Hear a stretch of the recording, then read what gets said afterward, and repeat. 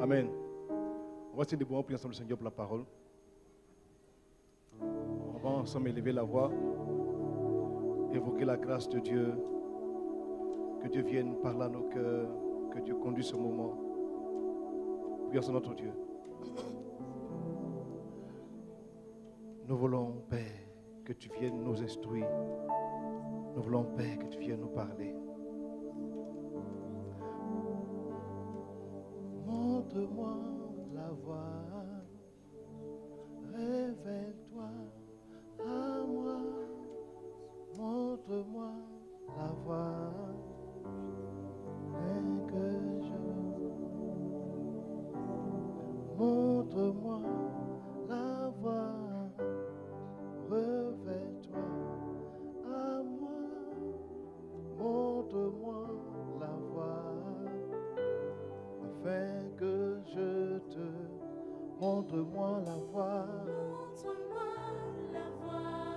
révèle-toi, à moi. Montre-moi la voie,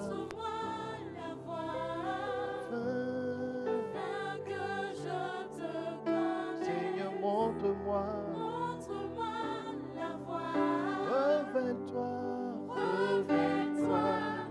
à moi. Montre-moi la voie, afin que je te connaisse. Montre-moi la voie, révèle-toi,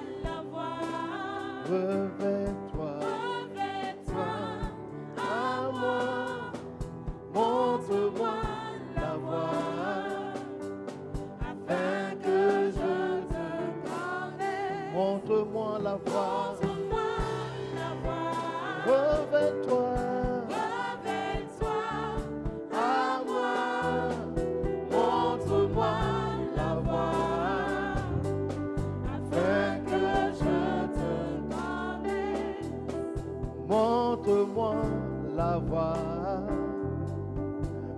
révèle-toi à moi. Montre-moi la voie, afin que je te connaisse. Montre-moi la voie, révèle-toi à moi. Montre-moi la voie, afin que je... Dis ensemble, montre-moi la voie, révèle-toi Seigneur, à moi. Montre-moi la voie, afin que je te connaisse. Oh oui, afin que je te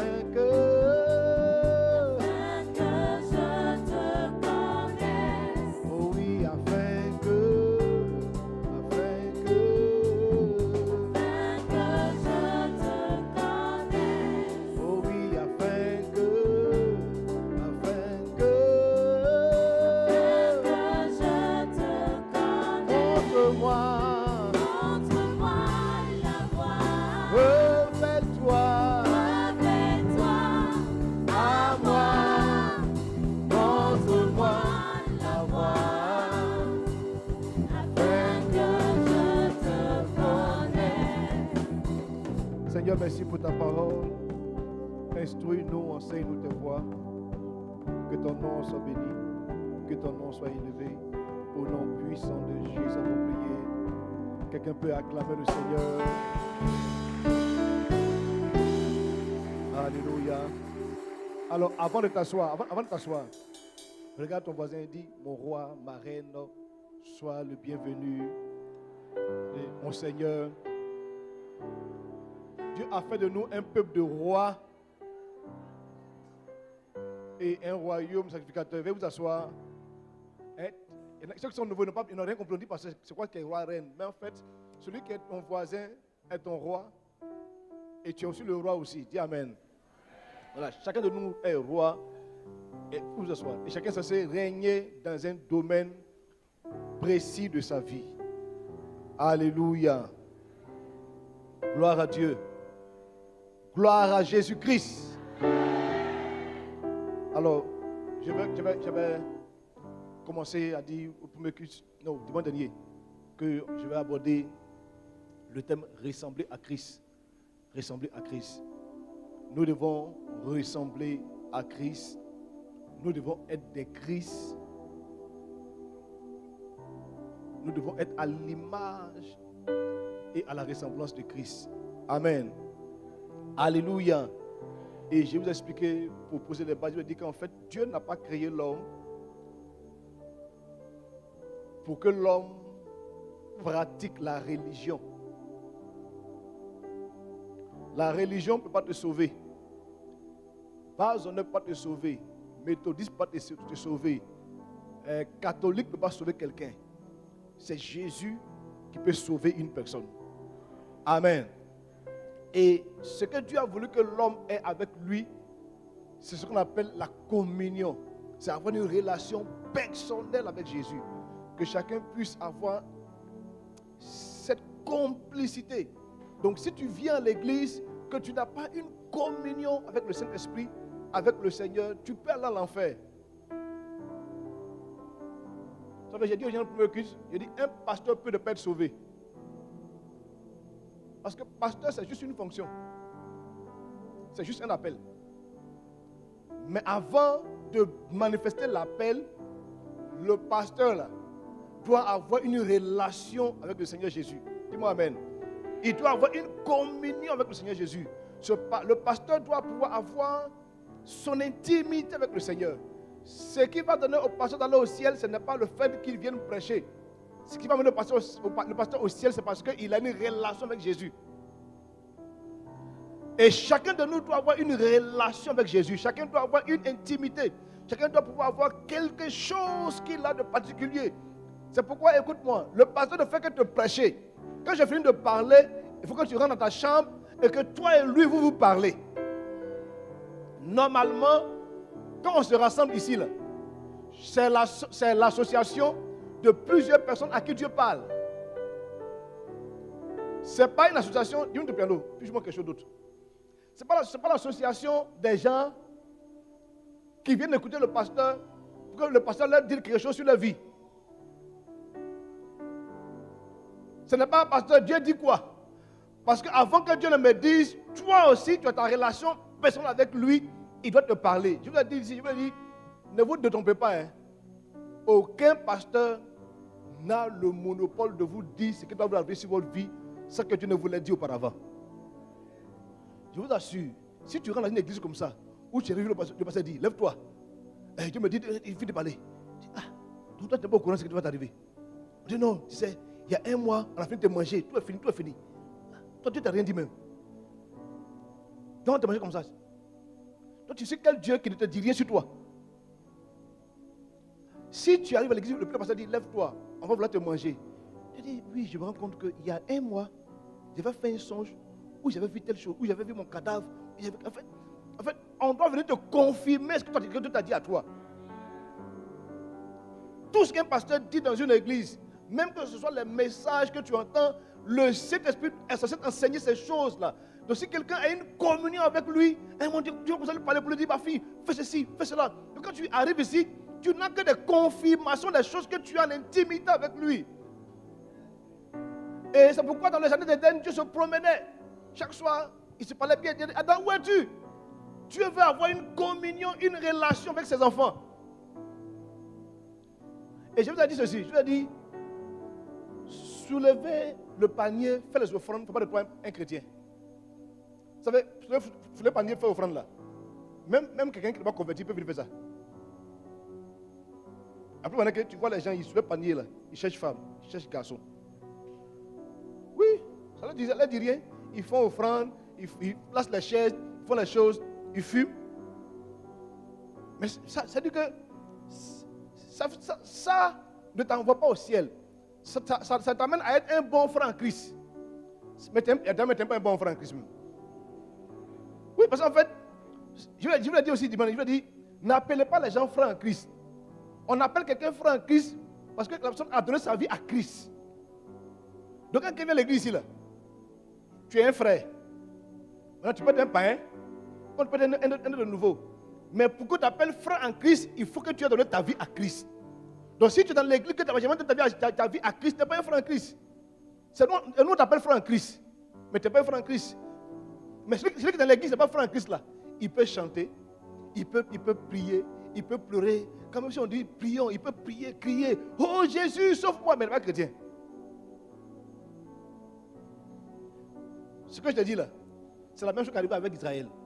C'est quand Israël est sorti d'Égypte là, il y a un peuple qui les a suivis, on l'appelle les Ramassis. Les Ramassis ont la même culture que les Juifs, ils ne sont pas Juifs.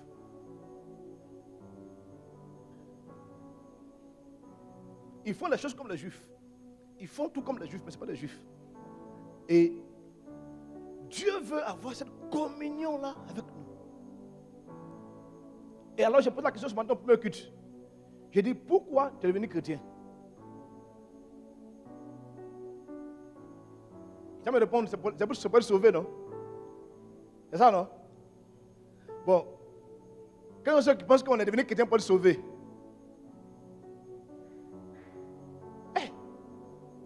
Devenu chrétien, vous devenez quoi? Bon, donnez-moi la réponse alors. Pourquoi on est devenu chrétien?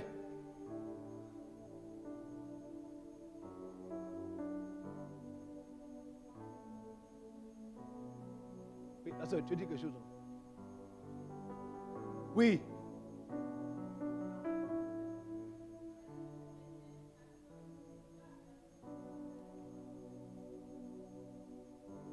Toi, tu dois au premier culte. C'est bon au premier culte. Alors, écoutez-moi. On n'est pas devenu chrétien pour être sauvé par le ciel. Seulement.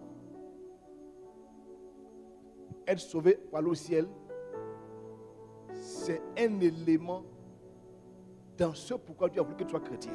Vous me dire Amen. Alors, j'explique ceci au premier culte. Ce portable-là, c'est Samsung. Je ne peux pas faire plus tard. Mais si tu payes un portable, et puis que tu prends le portable, à l'intérieur, tu veux quoi? La notice. C'est qu'elle te dit comment on utilise le portable, c'est pas ça? Dans tout ce qu'on achète quelque part, il y a toujours la notice.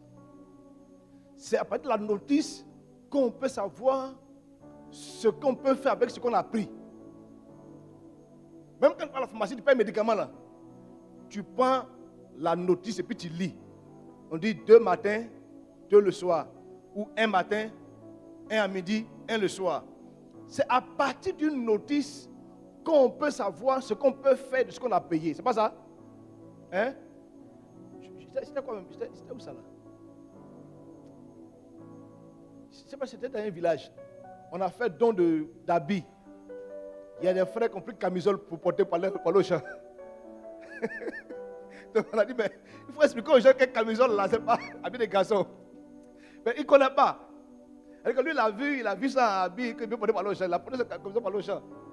Tu vois? Donc, si quelqu'un vient à Christ, si tu donnes ta vie à Jésus là, tu viens vers Jésus parce que c'est lui le fabricant de notre personne. Il faut me dire Amen. Donc quand on vient à Jésus, c'est pour que le fabricant nous donne la notice de ce pourquoi on est venu sur la terre. En dehors de Jésus, personne ne peut savoir ce pourquoi il est venu sur la terre. Quand quelqu'un rencontre Jésus, ce n'est pas par le ciel d'abord.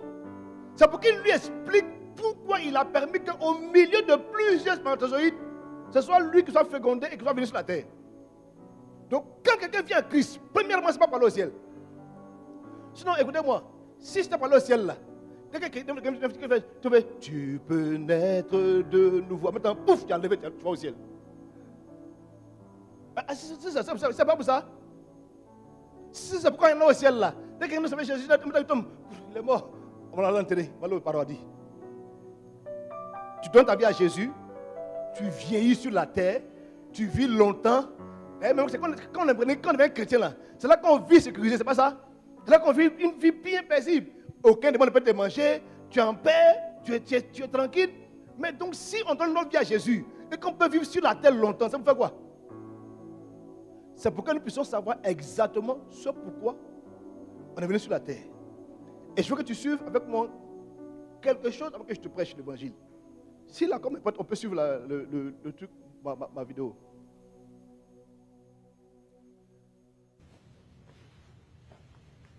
Question. What are you called to do?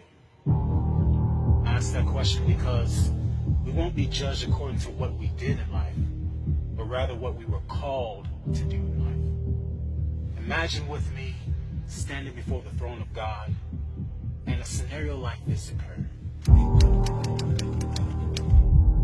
Evangelist Anderson, come forth and give an account of your stewardship on earth.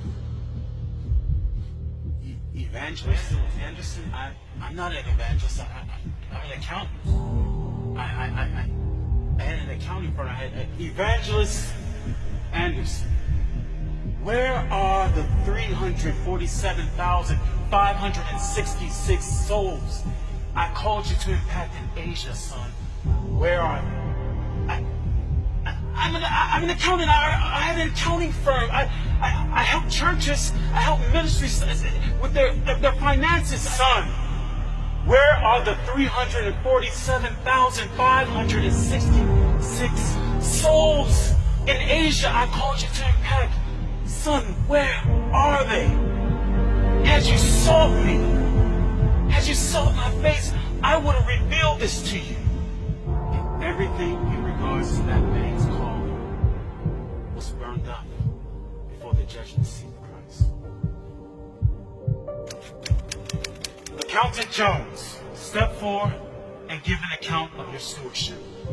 Accountant Jones? No. I pastored for 35 years. I had a membership of 750 people.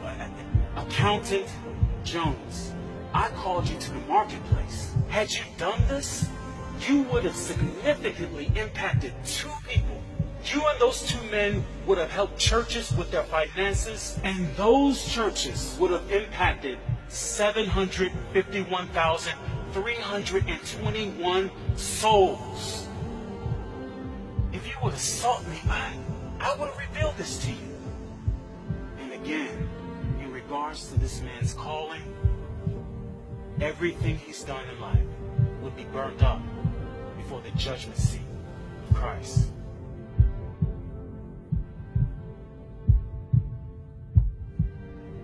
Sister Smith, come forth and give an account of your stewardship.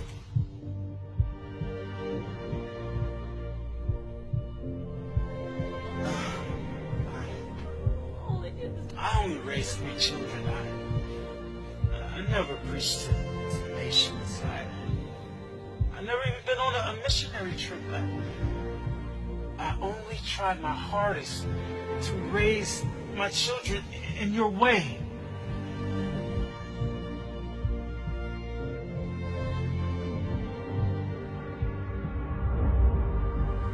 Sister Smith, I never called you to preach to nations. I never called you to go to other countries on missionary trips. I called you to raise 3 children. And let me show you the 1,579,541 souls those 3 children impacted.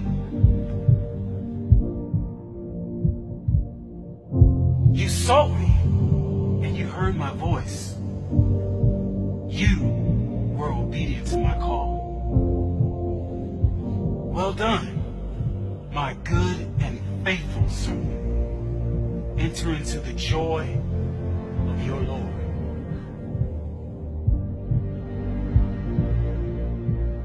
So remember,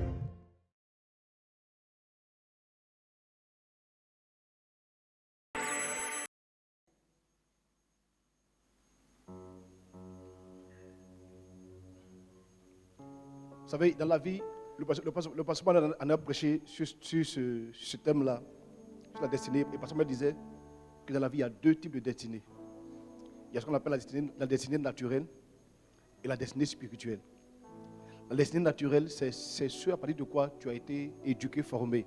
Si tu as grandi dans une famille, que tu es allé à l'école, que tu as eu des diplômes, si tu as eu des diplômes de médecine, c'est normal que tu deviennes médecin, c'est pas ça?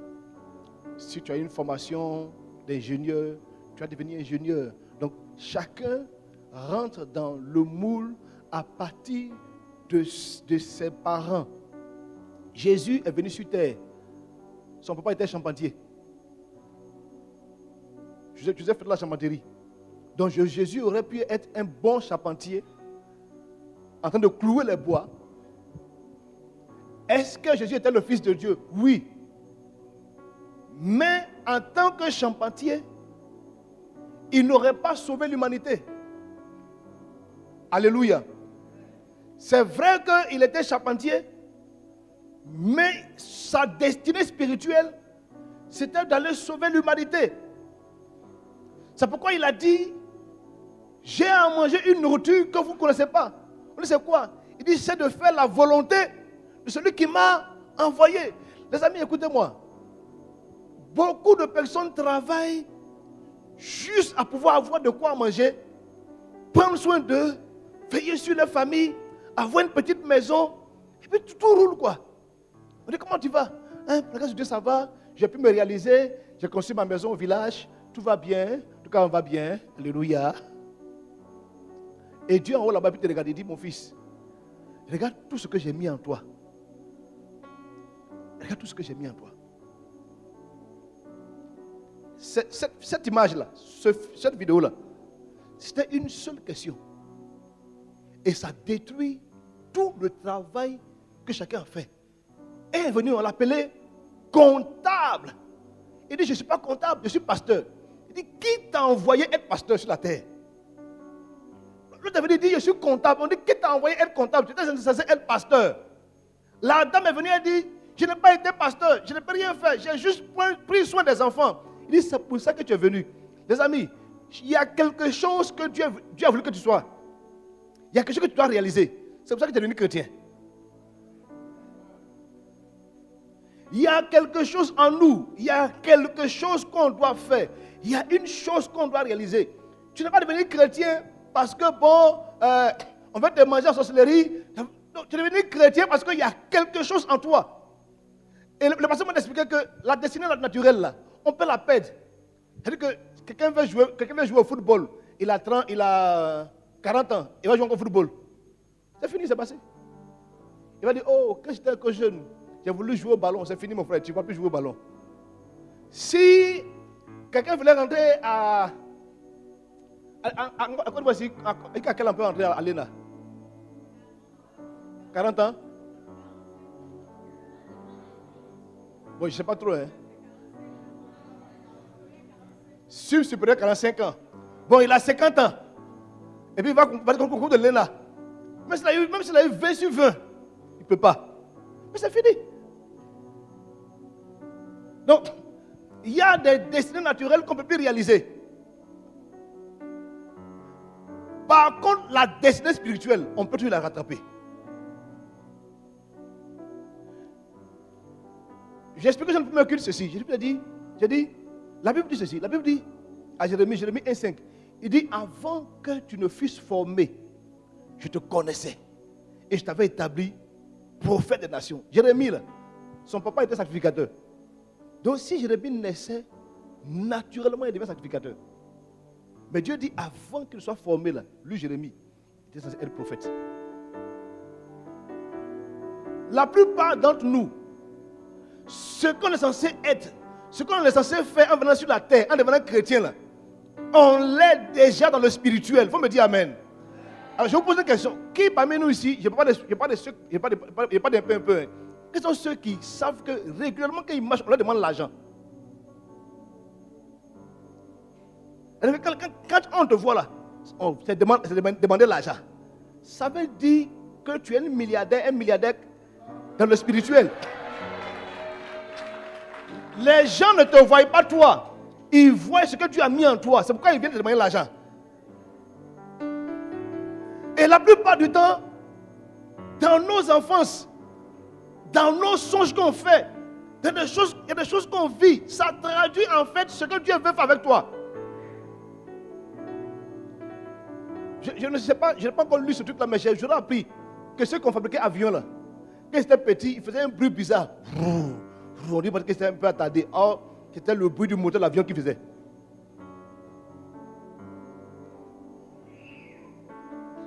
La plupart du temps,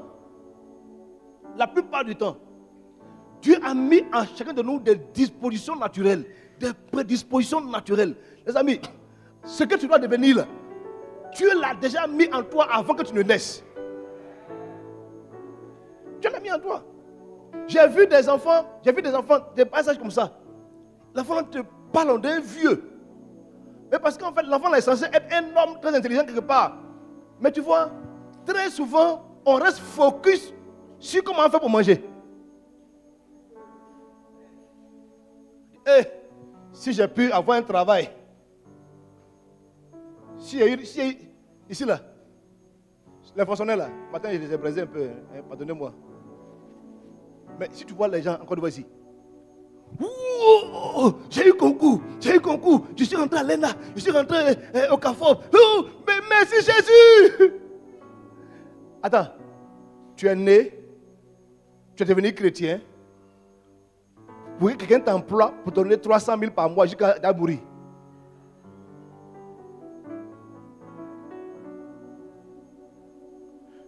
Chaque fin du mois, chaque jour tu te lèves, tu vas au travail, tu reviens, tu vas au travail, tu reviens.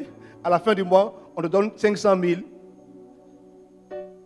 Et celui qui t'emploie gagne des milliards sur toi. Et toi, tu te lèves, tu vas au travail, tu reviens, tu vas au travail. Tu vois, quand quelqu'un t'emploie, il te donne 500 000.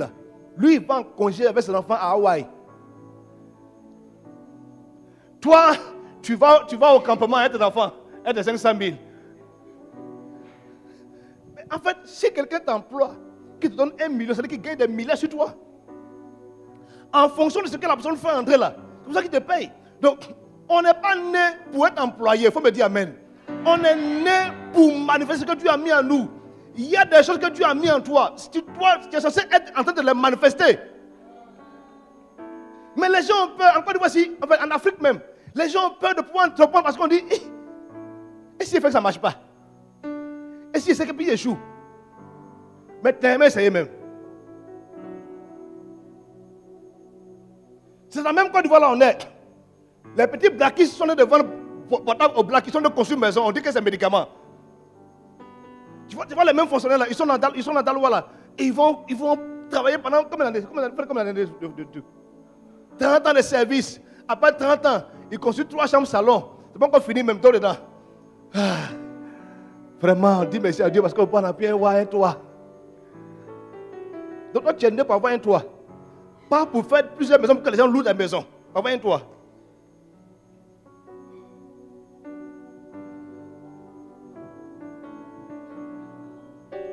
Quand Dieu a voulu que tu deviennes chrétien, la prière que tu dois faire, c'est Seigneur, qu'est-ce que je suis censé faire dans ma vie?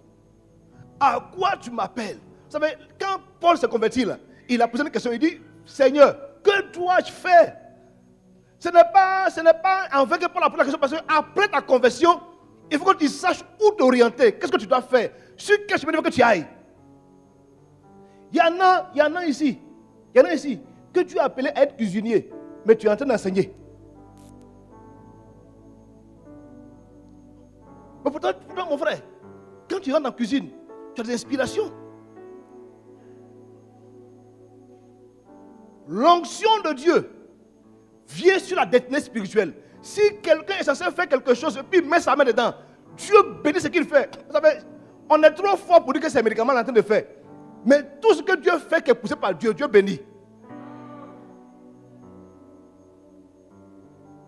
Un poisson ne fournit pas des efforts pour nager. Il nage. Jusqu'il trouve l'eau, puis il nage.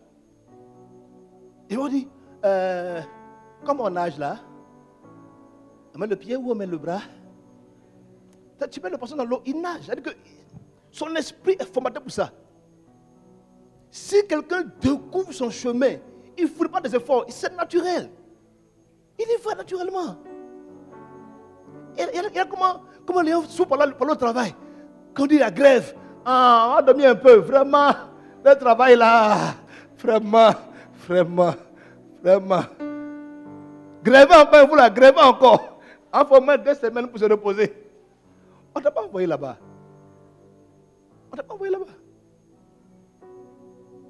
Les amis, on rit, mais c'est sérieux. Combien de personnes meurent sans jamais réaliser pourquoi Dieu les a envoyés? Combien? Tu vois, les gens sont dans les systèmes.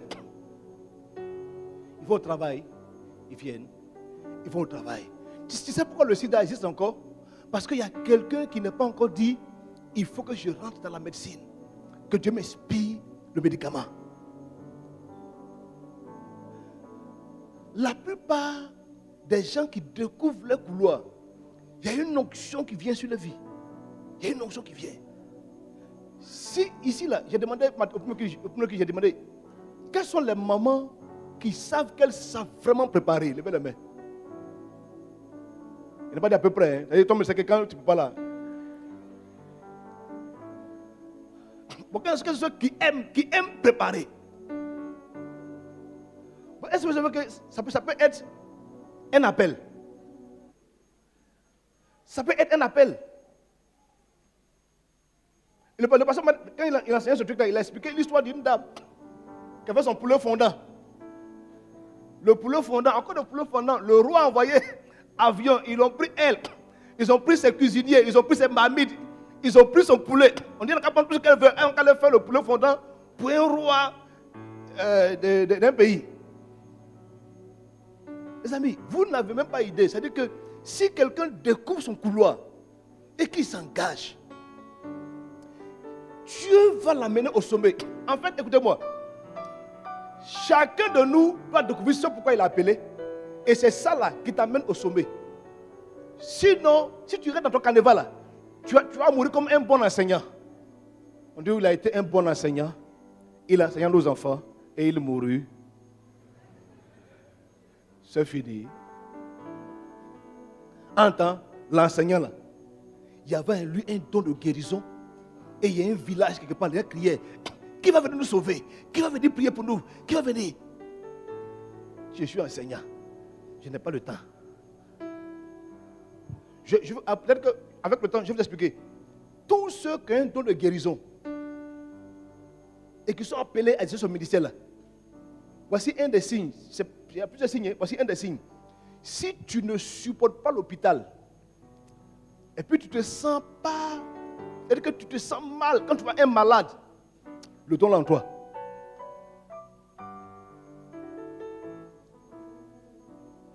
Il n'est pas le cas que tu n'aimes pas l'hôpital. Hein. Il dit que quand tu rentres à l'hôpital là, puis tu vois les gens malades, ton cœur saigne, c'est-à-dire que tu sens que la chose te tire. Il y en a dès qu'il voit un malade, il ne va pas manger la journée. Son esprit, c'est la personne, est-ce qu'il va guérir? Est-ce qu'il va guérir? Oh Dieu, sauve-le. Ce cœur-là, ça veut dire qu'il y a un don en toi qui va sauver le malade. Tout ce qu'un homme est censé devenir, ça commence d'abord par l'enfance. Jérémie 1,5 dit, avant que tu ne fusses formé, je te connaissais, je t'avais établi. Ça veut dire que ça commence depuis ton enfance.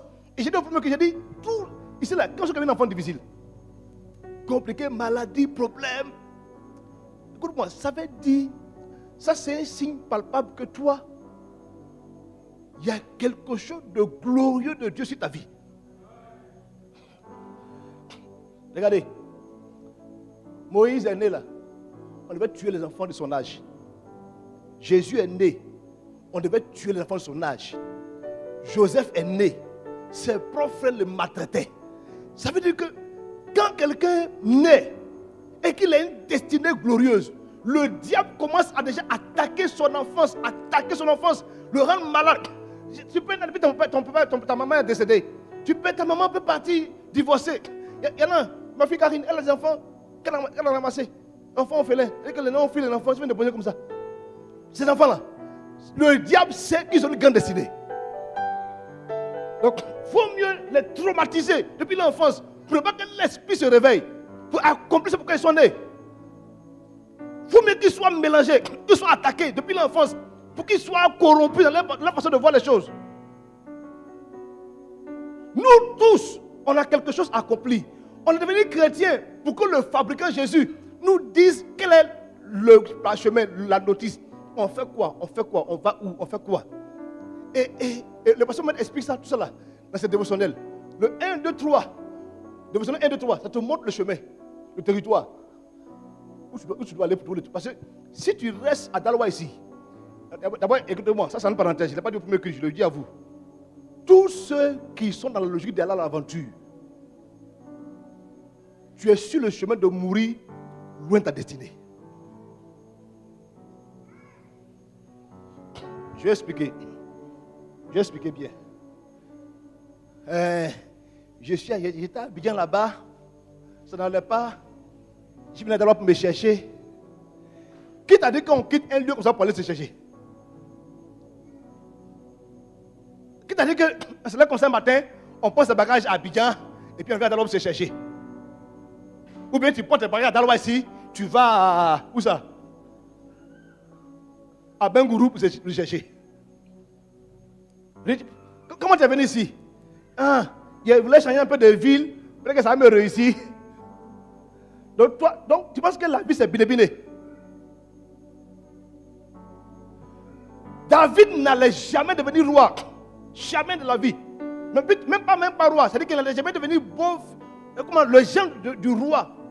S'il n'était jamais allé sur le champ de bataille pour voir Goliath. Jamais. Donc chacun de nous, il y a un endroit précis. Il y a un lieu précis.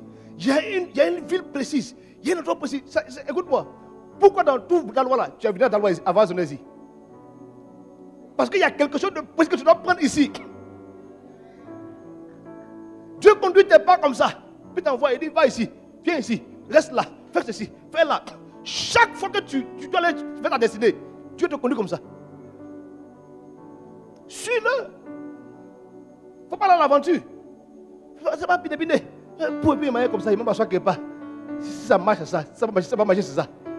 La ville ne se mène pas au bouillon. La ville, ça ne se mène pas au bouillon.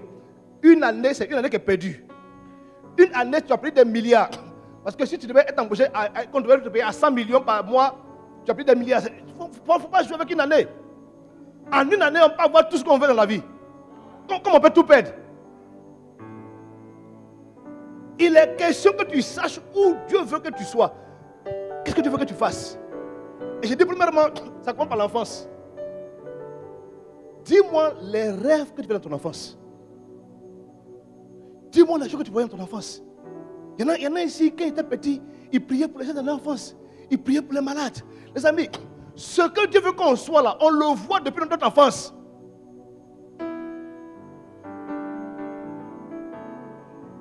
On appelait Joseph le songeur. Mais c'est dans son enfance qu'il voyait ces choses-là. Il voyait que la lune se possédait. C'est qu'un homme doit devenir là. Dieu lui montre ça dans son enfance. Dans tes rêves, il y a des choses que tu fais. Ici là, qui a déjà rêvé et puis prier pour les gens dans le stade? Ou bien dans un grand coin. Pas comme ça là. Ma fille, tu l'as comme ça et puis matin, tu vas vendre Go-Floto. Il y a Go-Floto, hein. Ça ne va jamais marcher. Ça veut dire que Dieu a mis en toi un appel de quelqu'un qui doit sauver l'humanité. Ce qui me fait mal en Côte d'Ivoire, on devient ministre avant de le faire chant. Il devient un cadre du pays. Et puis il prend 5 hectares. Il met un veillard dedans. Mais au lieu d'attendre que tu viennes cadre là, depuis que tu étais petit, la fois, il le fait chant. Dans la crise que la Côte d'Ivoire, ça faisait combien? 7 ans, non? Ça fait 10 ans, non? Non, ça fait 10 ans qu'on a fait la crise pendant 10 ans. Donc en 10 ans, si quelqu'un est allé au campement, qu'il ait mis son champ de veillard en place, ça veut dire qu'on l'a saigné.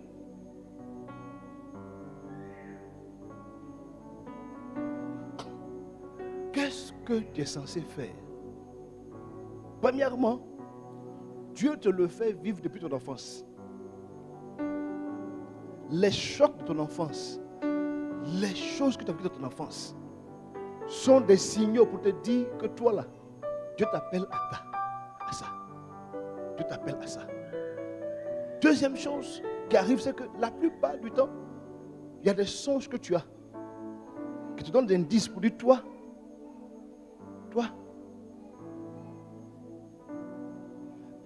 La troisième chose, parce qu'au premier que je n'ai pas pu le développer, vous savez, la plupart du temps, tous ceux qui savent, quand le diable sait que toi là, tu es dans tel endroit, il va commencer à travailler pour combattre la chose.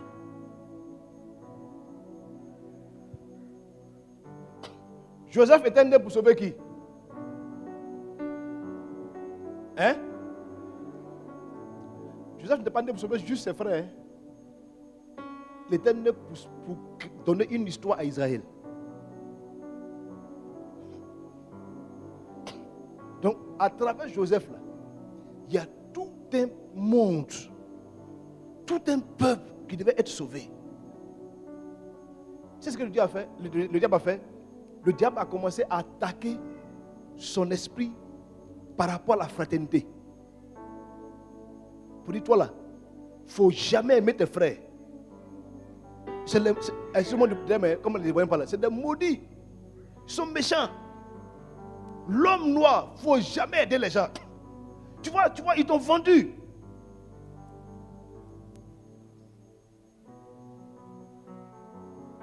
Tu me suis, non? C'est-à-dire que si quelqu'un est appelé à faire quelque chose dans sa vie, le diable va se précipiter pour commencer à lui montrer le contraire de la chose, pour ne pas qu'il ait envie de penser à ça.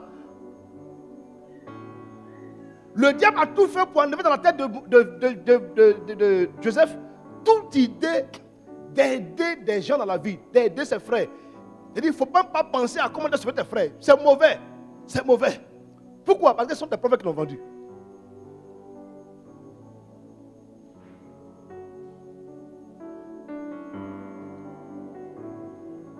Qu'est-ce que les gens t'ont fait vivre? Quand tu as grandi, on t'a fait vivre quoi? Dis-moi ce que les gens t'ont fait vivre. Je te dirai que c'est pour ça que le diable s'est précipité.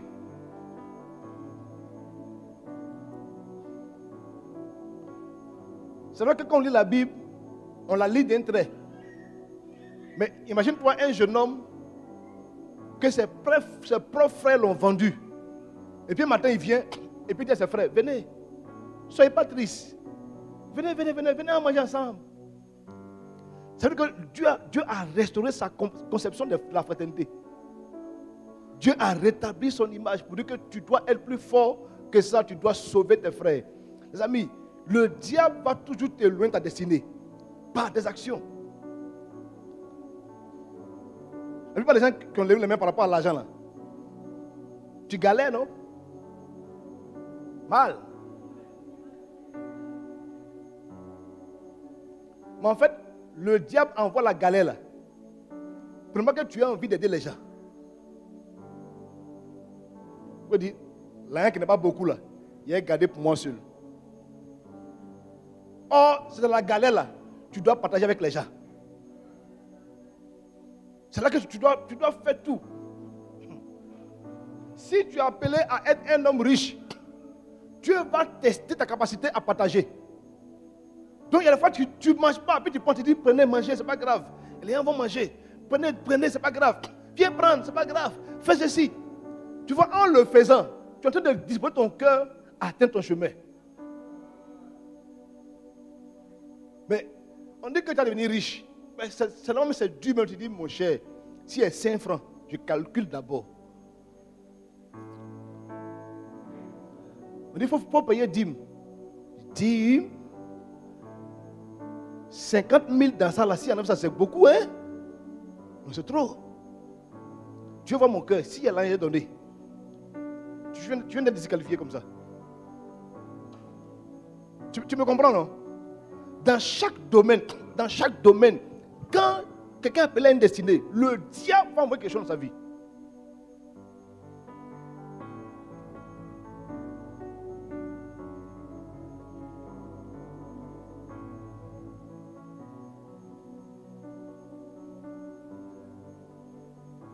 On va aller devant. Premièrement, ça se passe dans ton enfance. Deuxièmement, ça s'appelle quoi? Hein? Il y a des rêves que tu as fait. Et troisièmement, le diable va envoyer le contraire de la chose de ta vie.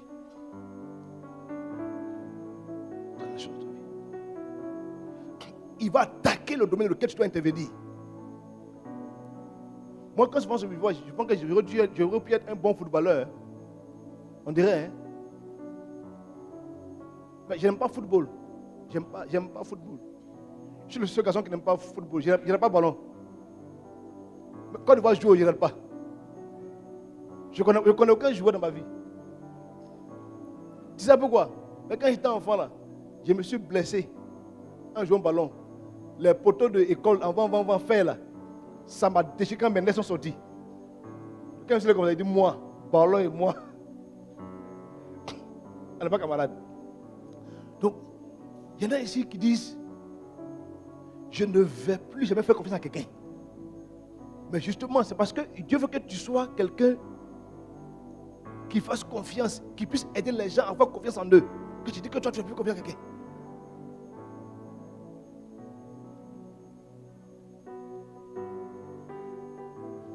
Vous savez, Dieu veut nous amener à un autre niveau. Mais cela commence par le fait que chacun de nous découvre dans quel domaine Dieu veut qu'il travaille. J'ai expliqué mon histoire plusieurs fois. J'ai dit que la soeur de mon père spirituel, c'est qui m'a envoyé le Seigneur, elle venait me trouver. Elle dit, j'ai une place pour que tu deviennes instituteur. Si tu dis père, tu deviens instituteur. Je dis, tanti, si moi je deviens instituteur, j'ai échoué de ma vie. En tant que c'est quoi? Je dors dans le salon de quelqu'un. Je dors dans le salon de son frère. Mes habits sont au balcon. Dans petit ça comme ça. Et puis elle dit, je vois que tu souffres, mon fils. Tu vas devenir instituteur. Petit instituteur quelque part. Mon ventre est devenu gros comme ça, un soulard. Voyou, bandit.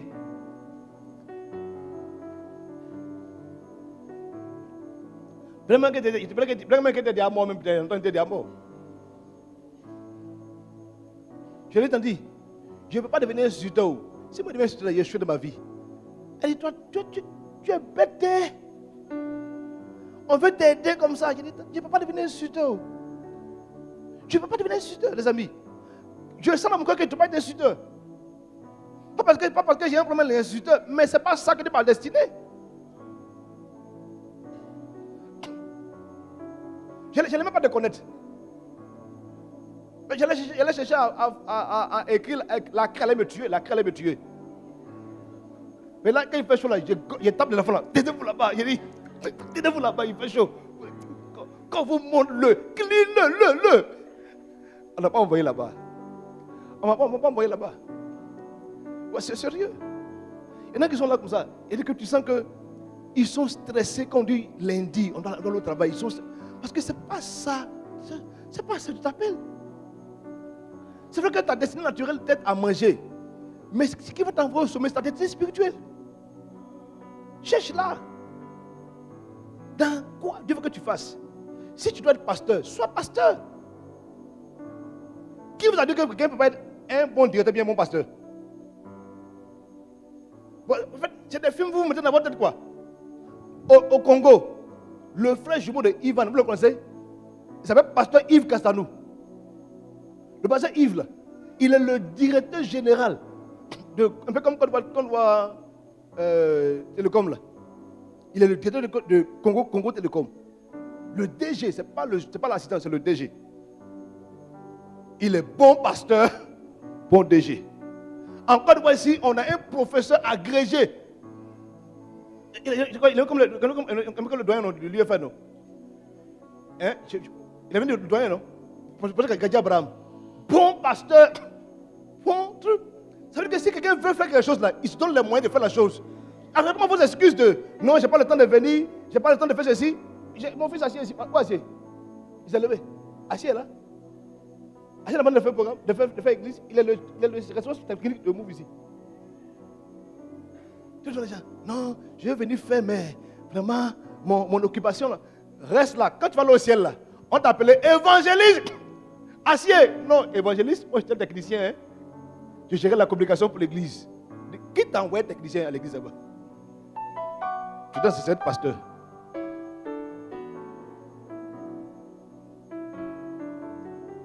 Est-ce que tu penses à ça?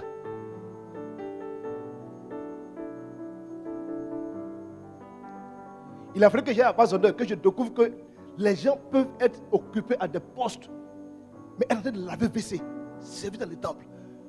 Tout ce qu'on donne comme argument, ce n'est que de fausses arguments. Les amis, si on veut servir Dieu, on peut le faire correctement.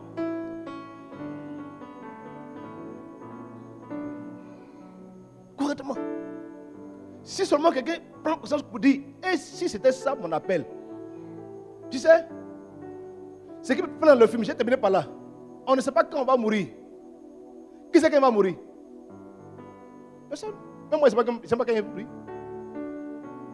Un matin, quand le pasteur est parti, il est mort, c'est fini. Je suis parti. C'est pourquoi tout ce que je dois faire maintenant, je le fais correctement parce que je ne sais pas quand je m'en vais. Je ne sais pas quand je m'en vais. Si tu es une servante, sois une servante correctement.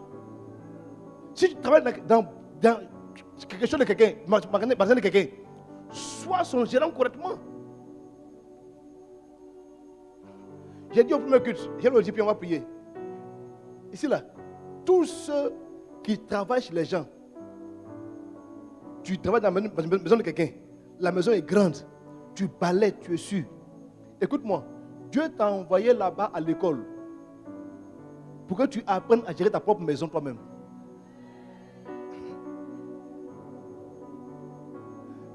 Dieu a voulu un jour te donner un grand mari qui a une grosse maison.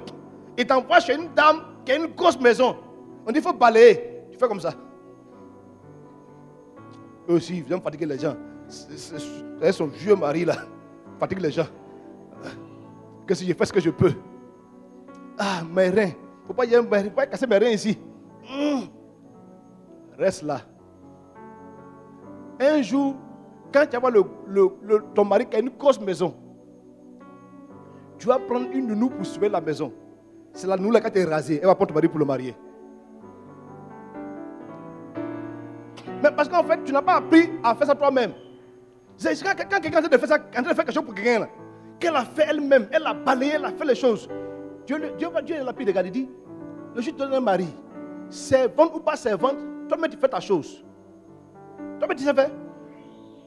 Donc nous tous ici là, si tu es en train de travailler avec quelqu'un, Dieu t'a envoyé à l'école là-bas, pour voir comment tu as géré ton mari. Je ne sais pas s'il y en a ici qui ont appris la cuisine naturellement. Mais la plupart de nos mamans qui savent bien préparer là, c'est maltraitance des gens qui les a fait préparer. Ou bien, ma fille, en école, va Mary au feu. Mets la sauce au feu. Tu es en terminale, hein? Elle s'en fout de toi. Mary là au feu. Mets la sauce au feu. Tu pleures. Elle me maltraite. Tu mets la sauce au feu. Tu fais le riz. Mets la sauce au feu, tu fais le riz.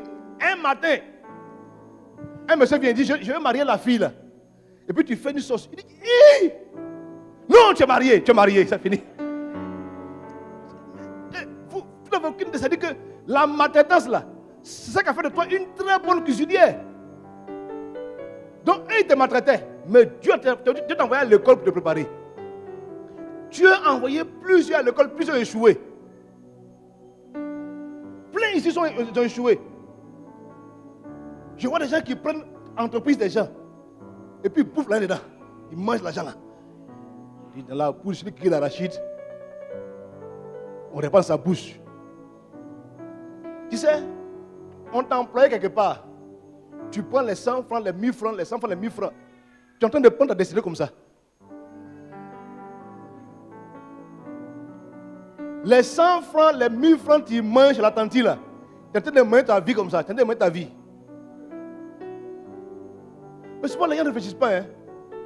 Si ma femme a fini de faire un magasin, et puis elle te prend et te met dedans là, dites-moi, tu penses que ma femme a un magasin prêt? Hein? Si le magasin tombe là, ma femme continue de vivre, toi tu fais quoi de ta vie?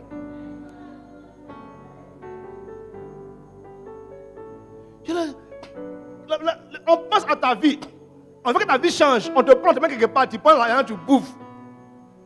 Tu as dit que ça n'a pas marché, on a mis dans ta poche. Ça ne marche pas 2 jours là, on a mis dans ta poche. Bon, elle va dire, bon, fermons.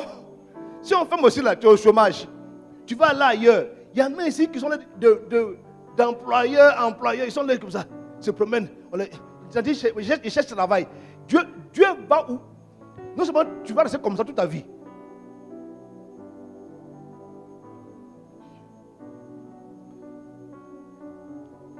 Je vais terminer. Je termine vraiment. Joseph a été employé avant d'être gouverneur. Vous savez, quand on lit l'histoire, souvent on nous dit, il a expliqué le rêve, et puis le roi l'a pris pour devenir roi, pour devenir gouverneur. C'est pas ça? Tu penses que le rêve là, ça fait que je lis un gouverneur? Un gouverneur là, être gouverneur, ce n'est pas expliquer les rêves. Ce n'est pas dire simplement 5 années de vache maigre, 5 années de vache gratte, faites ceci, mettre un cinquième. Ça c'est papier. Ça c'est papier. Maintenant, bon, on dit, monsieur, viens maintenant, dirige maintenant, envoie. Nous tous ici là, on est tous unanimes. Hein? Papier et puis réalité, c'est pas la même chose. Hein? C'est la même chose. Hein? Qui a déjà fait école? On l'a expliqué à l'école. Bon, dites-moi, Constitution et sinus là, on peut faire quoi à l'école? On peut faire à la vie pratique.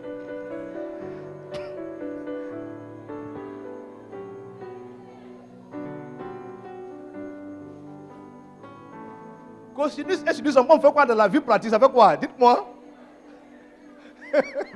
Un moment, ça fait quoi? L'architecture. Donc ça, c'est quand tu vas dans l'architecture que ça a son sens. Sinon, si toi tu viens compter 1000 francs, 2000, 3000 comme moi, en tant que comptable, ça ne fait rien dedans, hein, mon frère. Mais écoutez-moi, ça vous savez en fait c'est quoi? C'est que Joseph a appris chez Potiphar à faire la pratique. Donc, quand il explique le rêve là, ce qui l'amène à réussir la chose, ce n'est pas l'explication, c'est sa pratique qu'il a fait chez Potiphar. Ne néglige pas la pratique. Aujourd'hui là, on a un problème en Côte d'Ivoire, puis chez les chrétiens, il y a tellement de faux gars.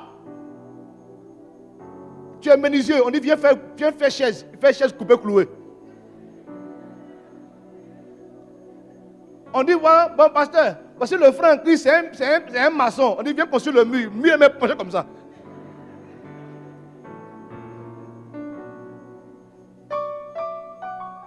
Mais en fait c'est ça le problème, c'est que vous banalisez tout ce qui est pratique que vous faites.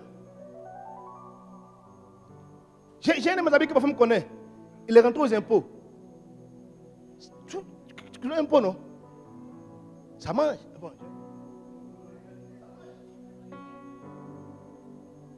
Lui, quand il est arrivé, dans son cœur, il sent qu'il faut qu'il aille où on fait la paperasse, où on écrit les tests.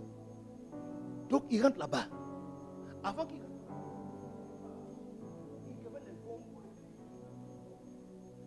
il rentre là-bas. Il n'y a même pas 5 francs. Il dit, tu m'as pas dit, je vais sortir. Mais quelque chose me dit, il faut qu'il reste là-bas. J'ai dit, mon frère, il faut suivre quelque chose là, il ne faut pas sortir. Si tu prends quelque chose, tu sors, que tu prends, ça peut faire quelque chose, ça peut t'envoyer loin. Tu sais, aujourd'hui, là où je te parle là, il est devenu comme une personne incontournable dans le système parce qu'il a appris des choses et écrit des choses qui aident le pays.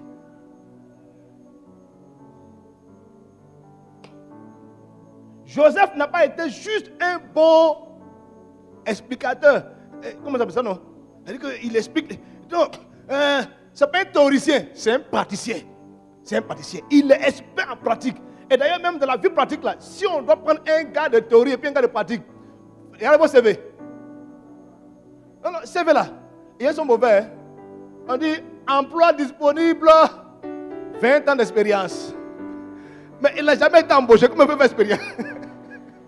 Il fait expérience comment?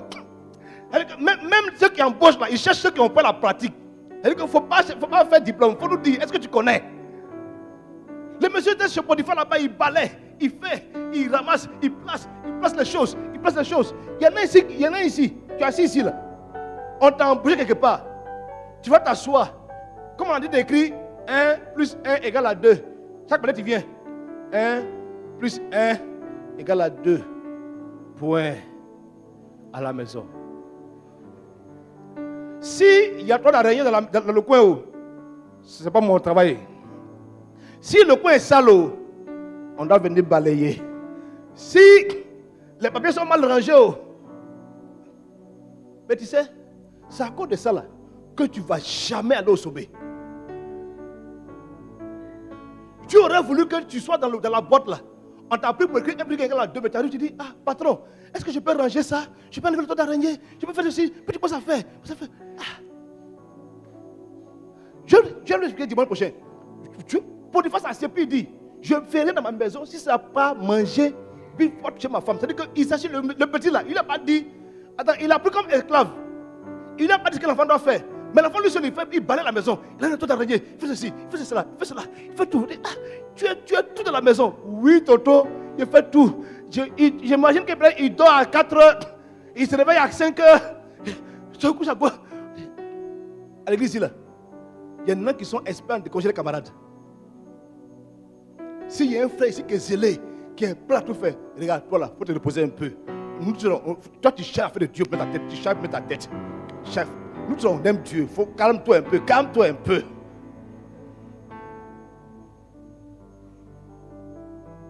Mais moi, d'approcher un truc chez le pasteur tout de même. Je pense que c'est ce qui est juste. La Bible dit que Dieu a voulu qu'on le cherche en tâtonnant. En tâtonnant. C'est-à-dire que dans la vie, il y a des choses qu'on va trouver en tâtonnant. Donc c'est normal qu'à un moment donné là, tu fasses tout au bureau. Tu es comme le boy, sois le boy. Parce que Dieu te prépare à aller au sommet. Au sommet, là-bas, il faut que tu mettes tout le rouage. Il faut que tu saches comment ça se passe.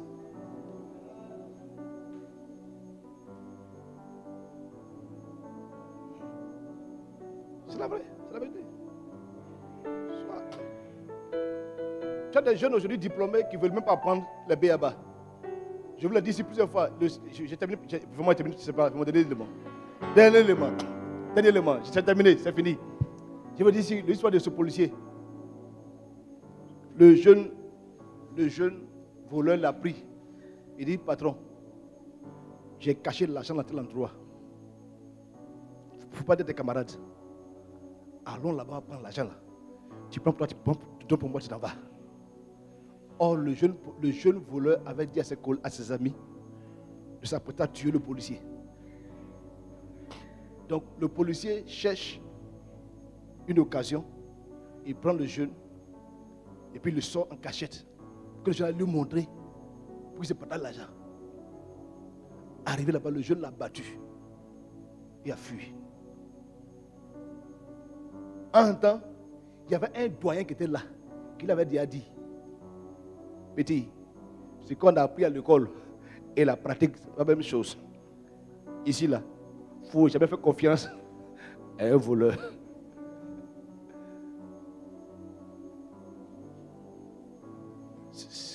Il est mort. Même à Touba, j'ai vu la même chose. J'étais à Touba comme missionnaire. À Touba, j'ai prêché. Et puis j'ai dit aux gendarmes, ici, c'est un endroit dangereux.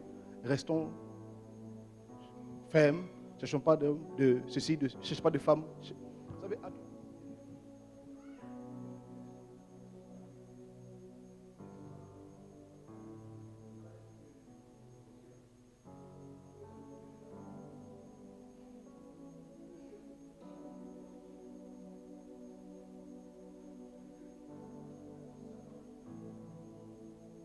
le vieux dit, si on me trouve, tu es sauvé. Il va à Abidjan. On dit, mais tu vas où? Il dit Abidjan.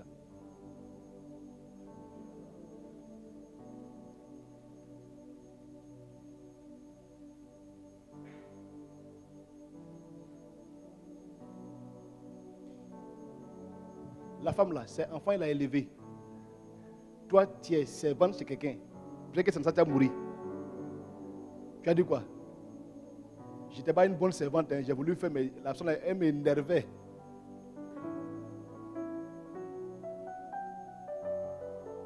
Tu peux comprendre, non?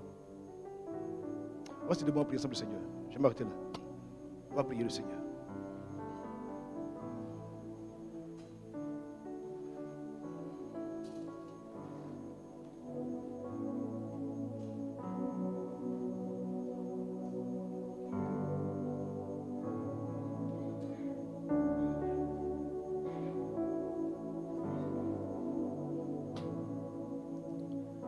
La bonne question qu'on doit se poser tout le temps, c'est qu'est-ce que je suis censé faire sur la terre ici? Quels sont les dons qui sont en moi? Quels sont les dons qui sont en moi?